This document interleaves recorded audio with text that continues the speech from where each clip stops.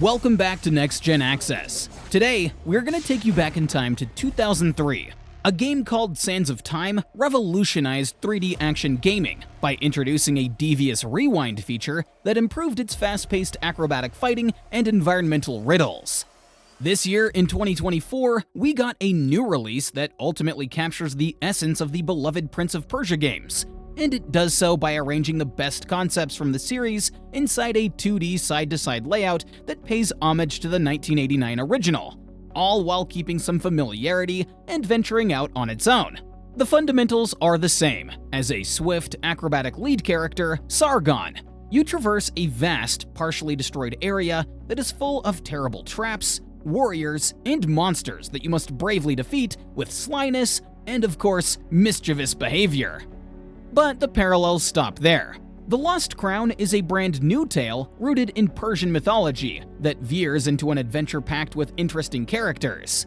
Though if you delve deeper, the plot might become confusing in terms of specifics and delivery.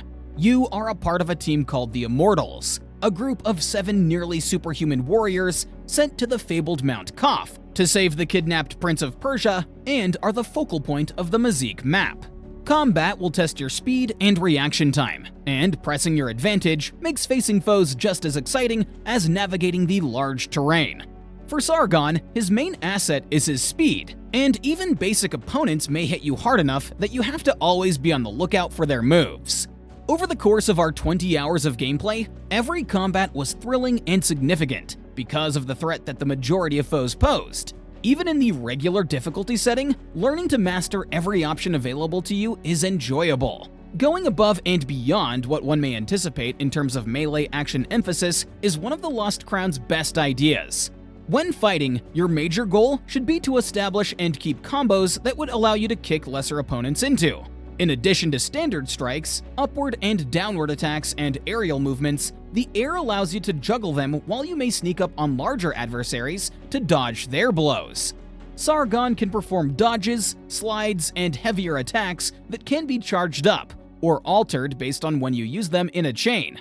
Although all of Sargon's attacks are straightforward and simple to use, they nevertheless give the impression of a fierce warrior at all times, especially as I developed my ability to read opponents and execute combos that led me to dominate.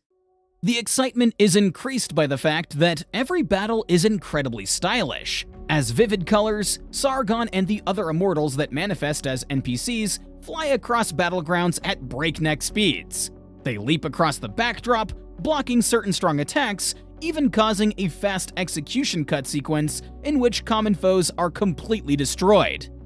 But miss one parry, and the missing crown will make sure you know how much of a screw-up you made. In order to activate Mark Sargon's unlocked Athra Surge powers and spectacular sequences, foes must be damaged.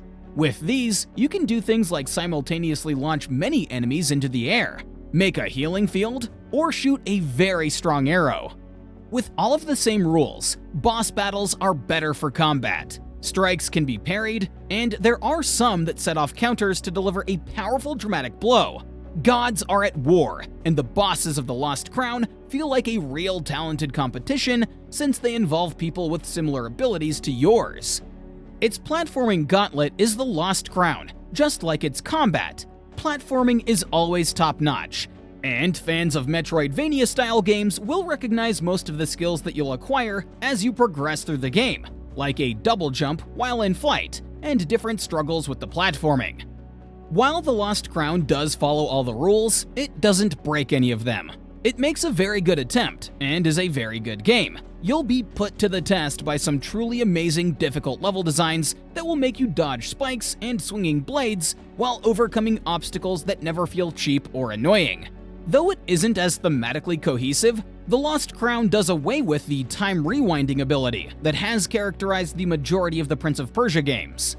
Instead, when you fail a platforming section, you just return to the last patch of solid ground and you take some damage. This is a quicker and cleaner way to let you make up for your mistakes.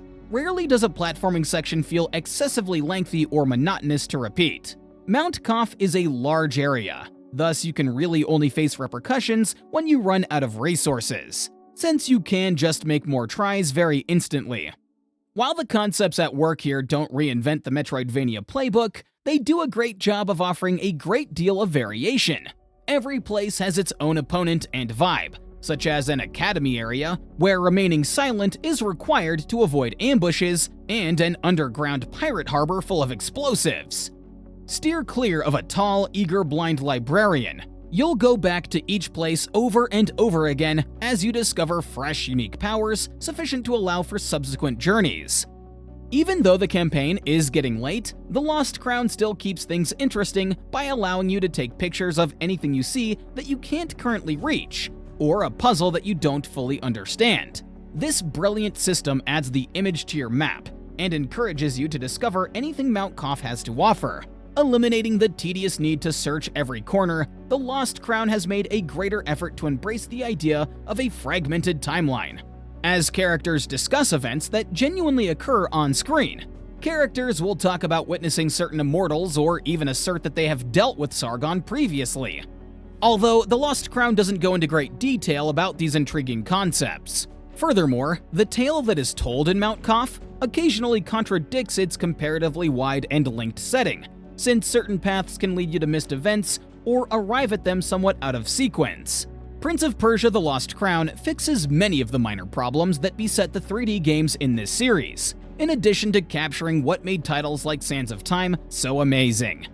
It works incredibly well by choosing a 2D perspective, and it owns that choice, remaining true to the genre's elements while applying precision to its execution. Although the plot can feel a little disorganized at times, Sargon's adventure is elevated by the quick and entertaining fighting system, the precise and fulfilling controls, and the slick appearance and feel. We think this game is totally worth the buy.